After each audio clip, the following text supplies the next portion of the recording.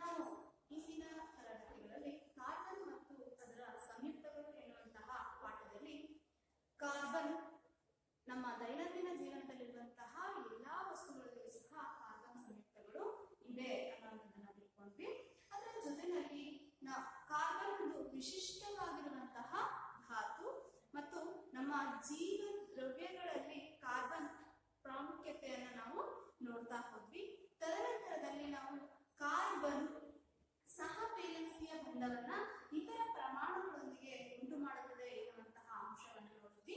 ಅದಾದ ನಂತರದಲ್ಲಿ ಕಾರ್ಬನ್ ಪರಿವರ್ತನೀಯ ಸ್ವಭಾವವನ್ನ ಉಂಟು ಮಾಡುತ್ತದೆ. ಅಂದ್ರೆ ಕೆಟನೀಕರಣದಲ್ಲಿ ನೇರ ಸರಪಳಿ, ಕವಲು ಸರಪಳಿ ಮತ್ತು ಉಂಗುರ ಸರಪಳಿ ಅಥವಾ ಮುಚ್ಚಿದ ಸರಪಳಿ ಇವುಗಳ ಬಗ್ಗೆ ತಿಳ್ಕೊಂಡ್ವಿ.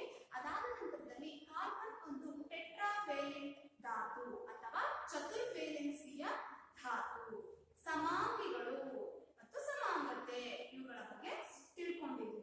ಅದಾದ ನಂತರದಲ್ಲಿ ಪರ್ಯಾಪ್ತ ಮತ್ತು ಅಪರ್ಯಾಪ್ತ ಕಾರ್ಬನ್ ಸಂಯುಕ್ತಗಳ ಬಗ್ಗೆ ತಿಳ್ಕೊಂಡ್ವಿ.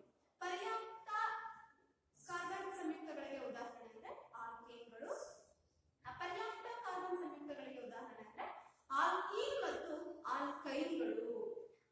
ಆಲ್ಕೇನ್, ಆಲ್ಕೀನ್, ಆಲ್ಕೈನ್ ಈ ಮೂರು ಸಂಯುಕ್ತಗಳ ವ್ಯತ್ಯಾಸಗಳನ್ನ ನೋಡ್ತಾ ಹೋದ್ವಿ.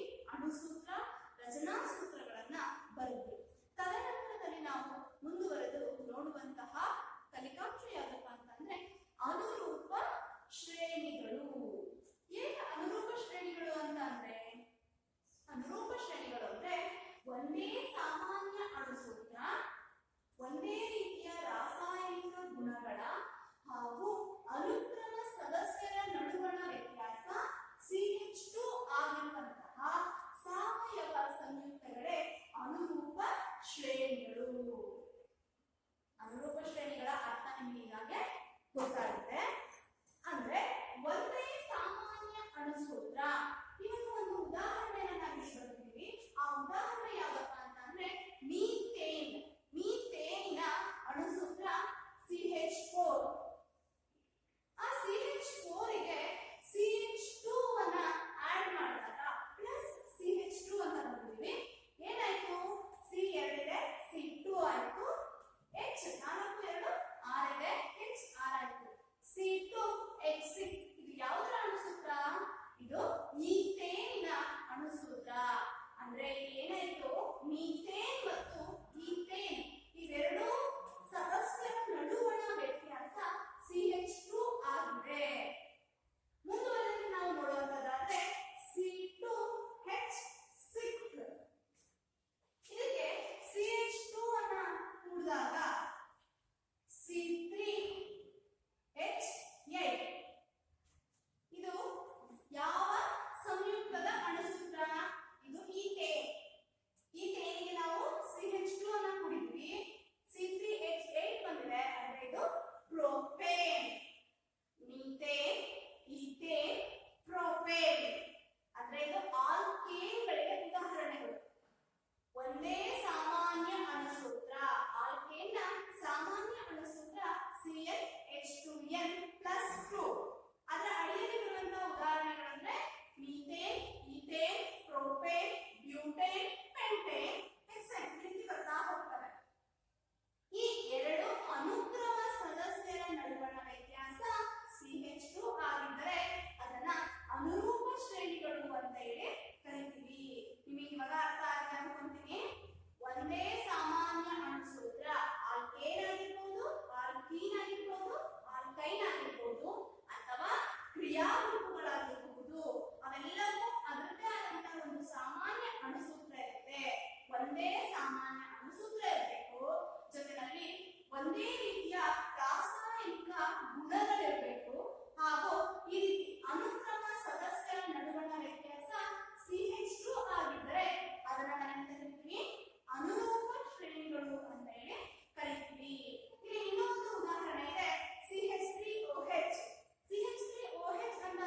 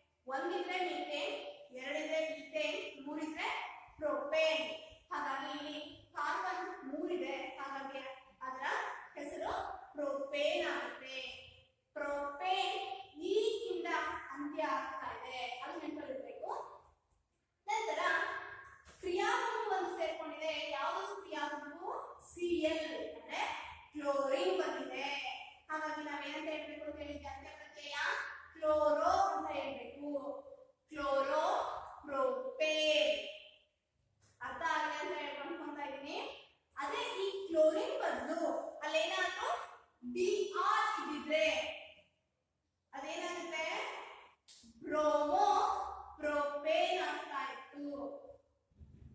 ಯಾಕೆಂದ್ರೆ ಸಿ 3 ಇದೆ, ಇಲ್ಲಿ BR ಇದೆ, ಹಾಗಾಗಿ 3 ಇರೋದ್ರಿಂದ ಪ್ರೊಪೇನ್ ಬರುತ್ತೆ. BR ಇರೋದ್ರಿಂದ ಬ್ರೋಮೋ ಆಗುತ್ತೆ, ಬ್ರೋಮೋ ಪ್ರೊಪೇನ್. ಅದೇ ಈ ಜಾಗದಲ್ಲಿ ಸಿ 4 ಇದ್ದಿದ್ರೆ ಏನಾಗ್ತಾ ಇತ್ತು ಬ್ರೋಮೋ ಬ್ಯೂಟೇನ್, ಇಲ್ಲಿ ಬ್ರೋಮೋ ಪ್ರೊಪೇನ್. ನಂತರದಲ್ಲಿ ನಾವು ನೋಡುವಂತದ್ದಾದ್ರೆ ಆಲ್ಕೋಹಾಲ್ಗಳು. ಈ ಆಲ್ಕೋಹಾಲ್ ಕ್ರಿಯಾ ಗುಂಪಿನ ಅಣುಸೂತ್ರ OH, ಅಂತ್ಯ ಪ್ರತ್ಯಯ OL, ಕಾರ್ಬನ್ ಪರಮಾಣುಗಳ ಸಂಖ್ಯೆ 3 ಇದೆ ಅಂದ್ರೆ ಒಟ್ಟು ಪ್ರೊಪೇನ್, ಅಂತ್ಯ ಪ್ರತ್ಯಯ OH. ಅದರ ಕ್ರಿಯಾ ಗುಂಪು ಯಾವ್ದಿದೆ ಅಲ್ಲಿ OH ಇದೆ, ಹಾಗಾಗಿ ಅಲ್ಲಿ ಆಲ್ಕೋಹಾಲ್ ಗುಂಪು ಅಂತ ಗೊತ್ತಾಗ್ತಾ ಇದೆ. ಯಾವ್ದಕ್ಕೆ ಹೇಳ್ತೀವಿ ಪ್ರೊಪೆನಾಲ್ ಅಂತ ಹೇಳಿ ಹೇಳ್ತೀವಿ, ಅಥವಾ ಸಿ 4 ಇದ್ರೆ ಬ್ಯೂಟೆನಾಲ್ ಅಂತ ಹೇಳ್ತಾ ಇದ್ವಿ, 2 ಇದ್ರೆ ಸಿ ಎಥನಾಲ್ ಅಂತ ಹೇಳ್ತಾ ಇದ್ವಿ. ಹಾಗಾಗಿ ಇಲ್ಲಿ ಪ್ರೊಪೆನಾಲ್ ಬರುತ್ತೆ, OH ಗುಂಪು ಇರೋದ್ರಿಂದ ಇಲ್ಲಿ ಓಲ್ ಅಂತ್ಯ ಪ್ರತ್ಯಯ ಆಗುತ್ತೆ, ಪ್ರೊಪೆನಾಲ್ ಆಗುತ್ತೆ. ನಂತರ aldehyde CH4, C double not O ಇದೆ, CH3 ಅಂತಾನೆ ಓದ್ತೀವಿ. ಆಲ್ ಇಲ್ಲಿ ಅಂತ್ಯ ಪ್ರತ್ಯಯ, ಇಲ್ಲಿ ಕಾರ್ಬನ್ ಎಷ್ಟಿದೆ 3 ಇದೆ, ಅಂದ್ರೆ ಪ್ರೊಪೇನ್.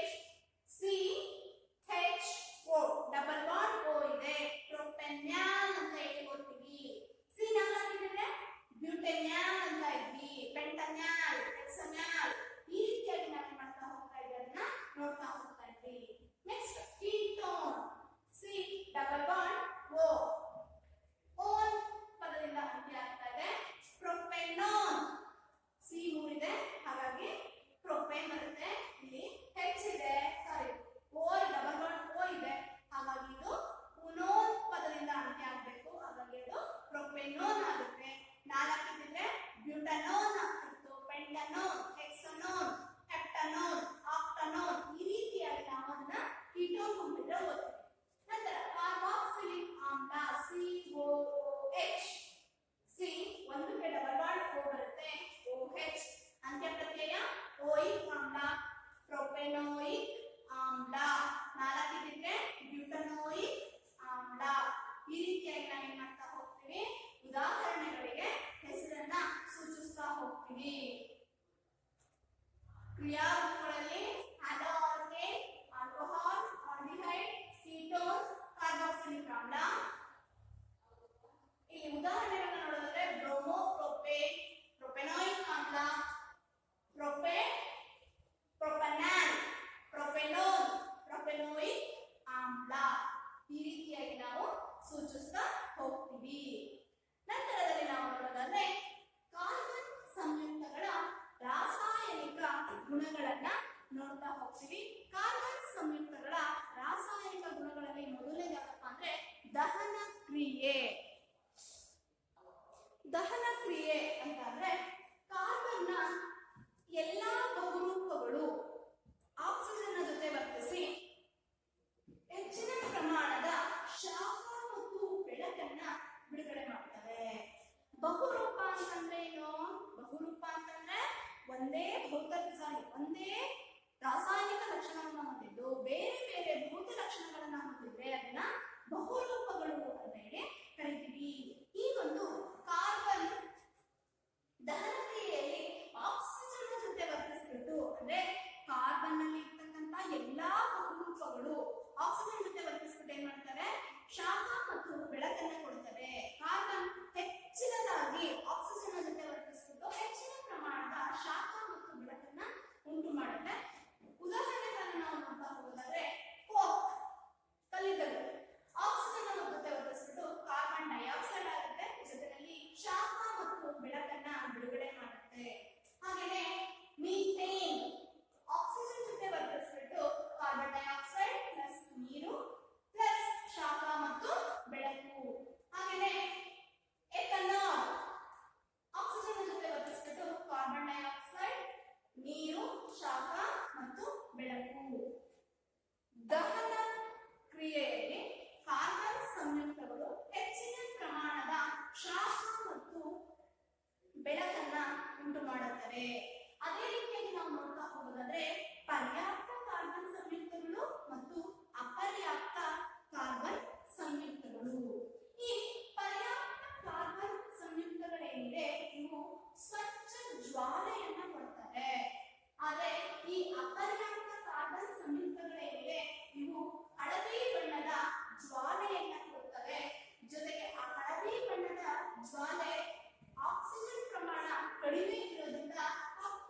ಬಣ್ಣದ ಹೊಗೆ ಬರುತ್ತೆ.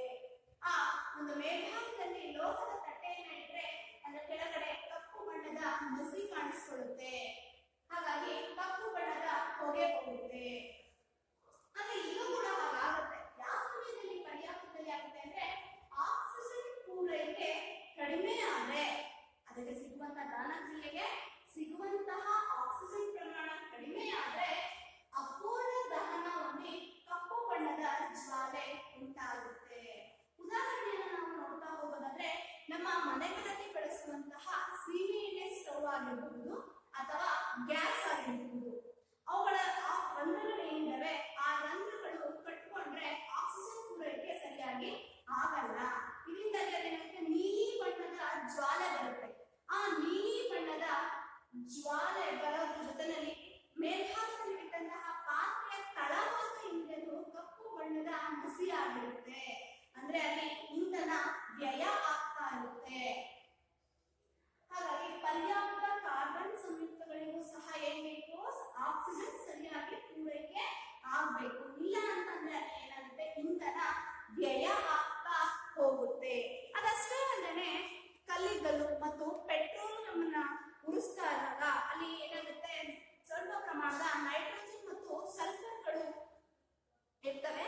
ಆ ದಹನ ಕ್ರಿಯೆಯಿಂದ ಆ ಸಲ್ಫರ್ ಮತ್ತು ನೈಟ್ರೋಜನ್ಗಳು ಆಕ್ಸೈಡ್ ಆಗಿ ಪರಿವರ್ತನೆಯನ್ನ ಹೊಂದುತ್ತವೆ. ಇವು ಮಾಲಿನ್ಯಕಾರಕಗಳು. ಸಲ್ಫರ್ ಆಕ್ಸೈಡ್ ಮತ್ತು ನೈಟ್ರೋಜನ್ ಆಕ್ಸೈಡ್ಗಳು ಏನಿವೆ ಇವು ಮಾಲಿನ್ಯಕಾರಕಗಳು, ಅಂದ್ರೆ ಪರಿಸರ ಮಾಲಿನ್ಯವನ್ನ ಉಂಟು ಮಾಡುತ್ತವೆ. ನಂತರದಲ್ಲಿ ನಾವು ನೋಡೋದಾದ್ರೆ ಈ ಎಥನಾಲ್, ಈ ಎಥನಾಲ್ ಏನಿದೆ ಅದು ಕಾರ್ಬಾಕ್ಸಿಲಿಕ್ ಆಮ್ಲ ಆಗಿ ಪರಿವರ್ತನೆಯನ್ನ ಹೊಂದುತ್ತೆ, ಅಂದ್ರೆ ಉತ್ಕರ್ಷಣೆಗೆ ಒಳಗಾಗುತ್ತೆ. ಈ ಉತ್ಕರ್ಷಣಕಾರಕಗಳು ಪೊಟ್ಯಾಷಿಯಂ ಪರಮಾಂಗನೇಟ್ ಅಥವಾ ಪೊಟ್ಯಾಷಿಯಂ ಡೈಕ್ರೋಮೇಟ್. ಎಥನಾಲ್ ನ ಅಣುಸೂತ್ರ CH3 CH2 OH. ಕಾರ್ಬಾಕ್ಸಿಲಿಕ್ ಆಮ್ಲದ ಅಣುಸೂತ್ರ CH3 COOH. ಆಲ್ಕೋಹಾಲ್ ಅನ್ನ ಆಮ್ಲವಾಗಿ ಪರಿವರ್ತಿಸ್ತಾ ಇದೆ. ಯಾವುದು? ಕ್ಷಾರೀಯ ಪೊಟ್ಯಾಷಿಯಂ ಪರಮಾಂಗನೇಟ್ ಅಥವಾ ಪೊಟ್ಯಾಷಿಯಂ ಡೈಕ್ರೋಮೇಟ್. ಇವುಗಳು ಏನ್ ಮಾಡ್ತಾ ಇದ್ದಾವೆ, ಈ ಆಲ್ಕೋಹಾಲ್ ಅನ್ನ ಆಮ್ಲವಾಗಿ ಪರಿವರ್ತನೆಯನ್ನ ಮಾಡ್ತಾ ಇದ್ದಾವೆ. ಕಾರ್ಬನ್ ಸಂಯುಕ್ತಗಳ ರಾಸಾಯನಿಕ ಗುಣಗಳನ್ನು ನಾವು ಕೊಡ್ತಾ ಹೋದ್ವಿ. ಒಂದು ದಹನ ಕ್ರಿಯೆ. ಈ ದಹನ ಕ್ರಿಯೆ ಅಂತಂದ್ರೆ ಇಲ್ಲಿ ಕಾರ್ಬನ್ ಸಂಯುಕ್ತಗಳು ಏನಿವೆ ಅವು ಹೆಚ್ಚಿನ ಪ್ರಮಾಣದಲ್ಲಿ ಆಕ್ಸಿಜನ್ ಜೊತೆ ವರ್ತಿಸಿ ಅವು ಶಾಖ ಮತ್ತು ಬೆಳಕನ್ನ ಹೆಚ್ಚಿನ ಪ್ರಮಾಣದಲ್ಲಿ ಕೊಡ್ತವೆ. ಇದು ಉದಾಹರಣೆಗಳನ್ನ ನಾವು ನೋಡ್ತಾ ಹೋದ್ವಿ. ನಂತರದಲ್ಲಿ ಪರ್ಯಾಪ್ತ ಕಾರ್ಬನ್ ಸಂಯುಕ್ತಗಳು ಮತ್ತು ಅಪರ್ಯಾಪ್ತ ಕಾರ್ಬನ್ ಸಂಯುಕ್ತಗಳ ಬಗ್ಗೆ ನಾವು ನೋಡ್ತಾ ಹೋದ್ವಿ. ಈ ಪರ್ಯಾಪ್ತ ಕಾರ್ಬನ್ ಸಂಯುಕ್ತಗಳೇನಿವೆ ಇವು ಸ್ವಚ್ಛ ಜ್ವಾಲೆಯನ್ನ ಕೊಡ್ತವೆ. ಆದ್ರೆ ಅವು ಹಳದಿ ಬಣ್ಣದ ಜ್ವಾಲೆಯನ್ನ ಕೊಡೋದ್ರ ಜೊತೆಯಲ್ಲಿ ಕಪ್ಪು ಬಣ್ಣದ ಹೊಗೆಯನ್ನ ಉಂಟು ಮಾಡ್ತವೆ. ಈ ಪರ್ಯಾಪ್ತ ಕಾರ್ಬನ್ ಸಂಯುಕ್ತಗಳೇನಿವೆ ಇವು ಆಕ್ಸಿಜನ್ ಪೂರೈಕೆ ಕಡಿಮೆ ಆದಾಗ ಅಪೂರ್ಣವಾಗಿ ದಹನವನ್ನ ಹೊಂದಿ ಕಪ್ಪು ಬಣ್ಣದ ಜ್ವಾಲೆಯನ್ನ ಉಂಟು ಮಾಡುತ್ತವೆ. ಉದಾಹರಣೆಗಳನ್ನು ನಾವು ನೋಡಿದ್ವಿ. ಸೀಮೆ ಎಣ್ಣೆ ಸ್ಟವ್ ಅಥವಾ ಮನೆಯಲ್ಲಿ ಬಳಸುವಂತ ಗ್ಯಾಸ್ ಸ್ಟವ್ ಅಥವಾ ಕಲ್ಲಿದ್ದಲು ಮತ್ತು ಪೆಟ್ರೋಲಿಯಂ ಉತ್ಪನ್ನಗಳನ್ನ ದಹಿಸಿದಾಗ ನಮಗೆ ಏನುಂಟಾಗುತ್ತೆ. ಇದಿಷ್ಟು ಕೂಡ ಕಾರ್ಬನ್ ಸಂಯುಕ್ತಗಳ ರಾಸಾಯನಿಕ ಗುಣಗಳು. ನಂತರ ನಾವು ನೋಡೋದಾದ್ರೆ ಕಾರ್ಬನ್ ಸಂಯುಕ್ತಗಳಲ್ಲಿ ಎಥನಾಲ್ ಮತ್ತು ಎಥನೋಯಿಕ್ ಆಮ್ಲ ಅನ್ನುವಂಥವುಗಳು ಬರ್ತಾ ಹೋಗ್ತವೆ. ಎಥನಾಲ್ ನ ಗುಣಗಳನ್ನ ನಾವು ಮೊದಲಾಗಿ ನೋಡ್ತಾ ಹೋಗ್ಬೇಕು. ಎಥನಾಲ್ ನ ಗುಣಗಳನ್ನ ನಾವು ನೋಡ್ತಾ ಹೋಗೋದಾದ್ರೆ ಎಥನಾಲ್ ಅನ್ನುವಂಥದ್ದು ಏನಿದೆ ಇದು ಆಲ್ಕೋಹಾಲ್ ಅಂತಲೂ ಕೂಡ ನಾವು ಕರಿತೀವಿ. ಇದು ಸಾಮಾನ್ಯವಾಗಿ ದ್ರವ ರೂಪದಲ್ಲಿ ಇರುತ್ತದೆ. ಇದನ್ನ ಪಾನೀಯಗಳಲ್ಲಿ ಹೆಚ್ಚು ಬಳಸ್ತಾ ಹೋಗ್ತಾರೆ. ಎಥನಾಲ್ ಆಲ್ಕೋಹಾಲ್ ಅಂತ ಕರಿತೀವಿ. ದ್ರವ ರೂಪದಲ್ಲಿರುತ್ತೆ ಮತ್ತು ಇದು ಪಾನೀಯಗಳಲ್ಲಿರುತ್ತೆ. ಅದಷ್ಟೇ ಅಲ್ಲದೆ ನಾವು ಬಳಸ್ತಕ್ಕಂಥ ಔಷಧಿಗಳಾಗಿರ್ಬಹುದು, ಟಿಂಚರ್ ಆಗಿರಬಹುದು ಅಥವಾ ಟಿಂಚರ್ ಅಯೋಡಿನ್ ಕೆಮ್ಮಿನ ಔಷಧಿ ಅಥವಾ ಇತರೆ ಟಾನಿಕ್ಗಳಲ್ಲಿಯೂ ಸಹ ಈ ಒಂದು ಎಥನಾಲ್ ಅಥವಾ ಆಲ್ಕೋಹಾಲ್ ಅನ್ನ ಬಳಸ್ತೀವಿ. ನಂತರ ನಾವು ನೋಡೋದಾದ್ರೆ ಸಾರಯುಕ್ತ ಎಥನಾಲ್ ಏನಿದೆ, ಆಲ್ಕೋಹಾಲ್ ಅಂದ್ರೆ ಸಾರತೆಯ ಪ್ರಮಾಣವನ್ನ ಕಡಿಮೆ ಮಾಡಿರುವಂತಹ ಎಥನಾಲ್ ಏನಿದೆ ಇದರ ಸೇವನೆ ಅಮಲನ್ನ ಉಂಟು ಮಾಡುತ್ತೆ, ಅಂದ್ರೆ ತುರಾಡೋ ಹಾಗೆ ಮಾಡುತ್ತೆ. ಜೊತೆಯಲ್ಲಿ ಇದು ಆರೋಗ್ಯ ಹೆಚ್ಚಿನ ಪ್ರಮಾಣದಲ್ಲಿ ಇದನ್ನು ಸೇವಿಸ್ತಾ ಹೋದಾಗೆ ಇದು ಆರೋಗ್ಯಕ್ಕೆ ಮಾರಕವೂ ಸಹ ಆಗಬಹುದು. ಶುದ್ಧ ಎಥನಾಲ್ ಏನಿದೆ, ಸಾರಯುಕ್ತಗೊಳಿಸದೇ ಇರುವಂತಹ ಎಥನಾಲ್ ಏನಿದೆ ಇದು ನಮ್ಮ ದೇಹಕ್ಕೆ ಮಾರಕವಾಗಬಹುದು. ಅನೇಕ ಕಾಯಿಲೆಗಳನ್ನು ಸಹ ಇದು ಉಂಟು ಮಾಡುತ್ತದೆ. ಇದು ಎಥನಾಲ್ನ ಗುಣಗಳು. ಮತ್ತೊಮ್ಮೆ ನಾವು ಎಥನಾಲ್ನ ಗುಣಗಳನ್ನು ನೋಡೋದಾದ್ರೆ ಎಥನಾಲ್ ಏನಿದೆ ಇದು ಆಲ್ಕೋಹಾಲ್ ಅಂತ ಕರಿತೀವಿ. ಎಥನಾಲ್ನ ಅಣುಸೂತ್ರ CH3 CH2OH. ಇದು ಸಾಮಾನ್ಯವಾಗಿ ದ್ರವ ರೂಪದಲ್ಲಿ ಇರುತ್ತೆ. ನಂತರ ಇದನ್ನ ಪಾನೀಯಗಳಲ್ಲೂ ಕೂಡ ಬಳಸ್ತಾರೆ ಎಥನಾಲ್ ಅನ್ನ. ಅದಷ್ಟೇ ಅಲ್ಲದೆ ಗಾಯ ಆದಾಗ ಬಳಸುವಂತಹ ಟಿಂಚರ್ ಏನಿದೆ, ಆ ಟಿಂಚರ್ ಅಯೋಡಿನ್, ಕೆಮ್ಮಿನ ಔಷಧಿ ಮತ್ತು ಇನ್ನಿತರೆ ಟಾನಿಕ್ಗಳಲ್ಲಿ ಈ ಒಂದು ಆಲ್ಕೋಹಾಲ್ ಅನ್ನ ಬಳಸ್ತಾ ಹೋಗ್ತಾರೆ. ಸಾರಯುಕ್ತವಾಗಿರುವಂತಹ ಆಲ್ಕೋಹಾಲ್ ಏನಿದೆ ಇದು ಅಮಲನ್ನ ಉಂಟು ಮಾಡುತ್ತೆ. ಆದ್ರೆ ಸಾರಯುಕ್ತವಾಗಿರುವಂತಹ ಆಲ್ಕೋಹಾಲ್ ಅನ್ನ ನಾವು ಸೇವನೆ ಮಾಡಿದಾಗ ಅದು ಏನ್ ಮಾಡ್ತಾ ಹೋಗುತ್ತೆ, ಒಳಗಡೆ ಇರ್ತಕ್ಕಂತಹ ಕರುಳುಗಳನ್ನ ಅಥವಾ ಒಳಗಿರ್ತಕ್ಕಂತಹ ಅಂಗಾಂಗಗಳನ್ನ ಏನ್ ಮಾಡ್ತಾ ಸುತ್ತಾ ಹೋಗುತ್ತೆ. ಹಾಗಾಗಿ ಇದು ಸೇವನೆ ನಮಗೆ ಮಾರಕ ಆಗುತ್ತೆ, ಅಂದ್ರೆ ದುಷ್ಪರಿಣಾಮಗಳನ್ನ ಉಂಟು ಮಾಡ್ತಾ ಹೋಗುತ್ತೆ. ಈ ಎಥನಾಲ್ನ ರಾಸಾಯನಿಕ ಗುಣಗಳನ್ನ ನಾವು ನೋಡ್ತಾ ಹೋಗೋದಾದ್ರೆ ಸೋಡಿಯಂ ನೊಂದಿಗೆ ಎಥನಾಲ್ ವರ್ತಿಸುತ್ತೆ. ಸೋಡಿಯಂ ನೊಂದಿಗೆ ಎಥನಾಲ್ ವರ್ತಿಸಿ Na+2CH3CH2OH ಎಥನಾಲ್ನ ಅಣುಸೂತ್ರ ಏನನ್ನ ಉಂಟು ಮಾಡುತ್ತೆ? ಸೋಡಿಯಂ ಎಥಾಕ್ಸೈಡ್ CH3CH2O Na ಸೋಡಿಯಂ ಎಥಾಕ್ಸೈಡ್ ಅನ್ನ ಉಂಟು ಮಾಡುತ್ತೆ. ಹಾಗೆಯೇ ಎರಡನೆಯದಾಗಿ ನಾವು ನೋಡುವಂತದ್ದಾದ್ರೆ ಅಪರ್ಯಾಪ್ತ ಹೈಡ್ರೋಕಾರ್ಬನ್ಗಳು ಉಂಟಾಗುವಂತಹ ಕ್ರಿಯೆ. ಎರಡನೇ ಏನ್ ಮಾಡ್ತಾರೆ, ಎಥನಾಲ್ ಅನ್ನ 473 ಡಿಗ್ರಿ ಕೆಲ್ವಿನ್ ತಾಪದಲ್ಲಿ ಸಲ್ಫ್ಯೂರಿಕ್ ಆಮ್ಲದೊಂದಿಗೆ ಕಾಯಿಸಿದಾಗ ಅದು ಏನನ್ನ ಉಂಟು ಮಾಡುತ್ತೆ? ಈಥೀನ್ ಅನ್ನ ಉಂಟು ಮಾಡುತ್ತೆ. ಅದಕ್ಕೆ ಹೇಳ್ತಾರದು ಇಲ್ಲಿ ಏನ್ ಮಾಡುತ್ತೆ, ಎಥನಾಲ್ ಅನ್ನ ಸಾರಯುಕ್ತ ಸಲ್ಫ್ಯೂರಿಕ್ ಆಮ್ಲದೊಂದಿಗೆ ಕಾಯಿಸಿದಾಗ ಈಥೀನ್ ಅನ್ನ ಉಂಟು ಮಾಡುತ್ತೆ. ಈಥೀನ್ ಅನ್ನ ನಮಗೆ ತುಂಬಾ ಬೇಗ ಗೊತ್ತಾಗುತ್ತೆ, ಯಾಕಂದ್ರೆ ಇಲ್ಲಿ ಕಾರ್ಬನ್ 2 ಪ್ರಮಾಣದಲ್ಲಿದೆ, 2 ಬಂಧ ಇದೆ, ದ್ವಿಬಂಧ ಇದೆ. ಹಾಗಾಗಿ ಅದು ಈಥೀನ್ ಆಗುತ್ತೆ. ನಿಮಗೆ ಎಷ್ಟು ಗೊತ್ತಾದ್ರೆ ಸಾಕು, ಸಂಯುಕ್ತ ಹೆಸರನ್ನು ನಾವು ತುಂಬಾ ಸುಲಭವಾಗಿ ಹೇಳಬಹುದು. ಯಾವುದು? ಎಥನಾಲ್ ಸಲ್ಫ್ಯೂರಿಕ್ ಆಮ್ಲದೊಂದಿಗೆ ವರ್ತಿಸಿ ಈಥೀನ್ ಅನ್ನ ಉಂಟು ಮಾಡುತ್ತೆ. ಇದು ಎಥನಾಲ್ ಸೋಡಿಯಂನೊಂದಿಗೆ ವರ್ತಿಸಿದಾಗ ಮತ್ತು ಅಪರ್ಯಾಪ್ತ ಕಾರ್ಬನ್ ಸಂಯುಕ್ತಗಳೊಂದಿಗೆ ವರ್ತಿಸಿದಾಗ ಏನಾಗುತ್ತೆ ಅನ್ನೋದನ್ನ ನೋಡಿದ್ವಿ. ನಂತರ ನಾವು ನೋಡುವಂತದ್ದಾದ್ರೆ ಎಥನೋಯಿಕ್ ಆಮ್ಲದ ಗುಣಗಳನ್ನ ನಾವು ನೋಡ್ತಾ ಹೋಗೋಣ. ಎಥನೋಯಿಕ್ ಆಮ್ಲ ಏನಿದೆ ಇದನ್ನ ಅಸಿಟಿಕ್ ಆಮ್ಲ ಅಂತಲೂ ಕೂಡ ಕರೀತೀವಿ. ಅಸಿಟಿಕ್ ಆಮ್ಲ ಎಂದು ಕರೀತೀವಿ. ಇದನ್ನ ಕಾರ್ಬಾಕ್ಸಿಲಿಕ್ ಆಮ್ಲಗಳ ಗುಂಪಿಗೆ ಸೇರಿಸ್ತೀವಿ. COOH ಕಾರ್ಬಾಕ್ಸಿಲಿಕ್ ಆಮ್ಲದ ಅಣುಸೂತ್ರ. ಈ ಒಂದು ಎಥನೋಯಿಕ್ ಆಮ್ಲವನ್ನ ಕಾರ್ಬಾಕ್ಸಿಲಿಕ್ ಆಮ್ಲಗಳ ಗುಂಪಿಗೆ ಸೇರಿಸ್ತೀವಿ. ಈ ಒಂದು ಎಥನೋಯಿಕ್ ಆಮ್ಲ ಅಂದ್ರೆ 5ರಿಂದ 8% ಇರುವಂತಹ ಅಸಿಟಿಕ್ ಆಮ್ಲದ ದ್ರಾವಣ ಏನಿದೆ ಇದನ್ನ ವಿನೇಗಾರ್ ಅಂತ ಹೇಳಿ ಕರಿತೀವಿ. ಅಂದ್ರೆ 5ರಿಂದ 8% ಅಸಿಟಿಕ್ ಆಮ್ಲದ ದ್ರಾವಣ ಇದ್ರೆ ಅದನ್ನ ವಿನೇಗರ್ ಅಂತ ಹೇಳಿ ಕರಿತೀವಿ. ಈ ವಿನೇಗರ್ನ ಉಪ್ಪಿನಕಾಯಿಯ ಸಂರಕ್ಷಕವಾಗಿ ಬಳಸ್ತೀವಿ. ಅಂಗಡಿಗಳಲ್ಲಿ ದೊರೆಯುವಂತಹ ಉಪ್ಪಿನಕಾಯಿಗಳೇನಿದೆ ಆ ಉಪ್ಪಿನಕಾಯಿ ಯಾವಾಗಲೂ ಕೆಡದೆ ಇರೋ ಹಾಗೆ ನೋಡ್ಕೋಬೇಕು ಅಂದ್ರೆ ಅದಕ್ಕೆ ಏನನ್ನ ಸೇರಿಸಿರ್ತಾರೆ? ವಿನೇಗರ್ನ ಸೇರಿಸಿರ್ತಾರೆ. ಈ ಶುದ್ಧ ಎಥನೋಯಿಕ್ ಆಮ್ಲದ ದ್ರವಣ ಬಿಂದು 290 ಕೆಲ್ವಿನ್ ಇರುತ್ತೆ. ಈ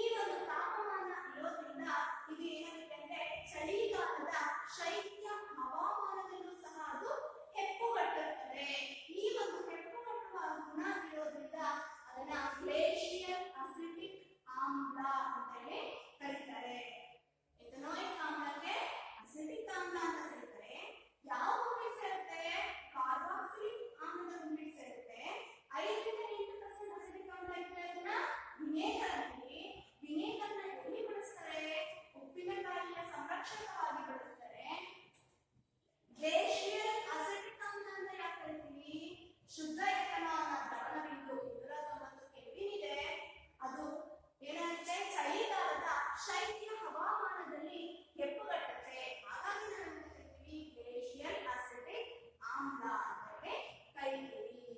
ಇದಿಷ್ಟು ಎಥನಾಯಿಕ್ ಆಮ್ಲದ ಗುಣಗಳು, ಭೌತ ಗುಣಗಳು. ನಂತರ ನಾವು ಕ್ರಿಯೆಗಳನ್ನು ನೋಡೋದಾದ್ರೆ ಎಥನಾಯಿಕ್ ಆಮ್ಲದಲ್ಲಿ ಜರುಗುವಂತಹ ಕ್ರಿಯೆಯಲ್ಲಿ ಮೊದಲನೇ ಕ್ರಿಯೆ ಯಾವಪ್ಪ ಅಂದ್ರೆ ಎಸ್ತರೀಕರಣ ಕ್ರಿಯೆ. ಎಥನಾಯಿಕ್ ಆಮ್ಲ CH3COOH ಪ್ಲಸ್ CH3CH2OH ಎಥನಾಲ್ ಅಂದ್ರೆ ಏನು? ಎಥನಾಯಿಕ್ ಆಮ್ಲ ಮತ್ತು ಆಲ್ಕೋಹಾಲ್ ಇವೆರಡೂ ಕೂಡ ವರ್ತಿಸಿ ಎಸ್ಟರ್ ಅನ್ನ ಉಂಟು ಮಾಡುತ್ತೆ.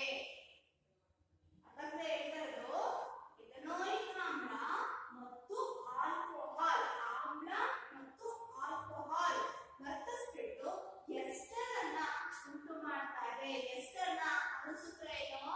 CH3COO-C2H5 ಎಸ್ಟರ್ ನ ಅಣುಸೂತ್ರ.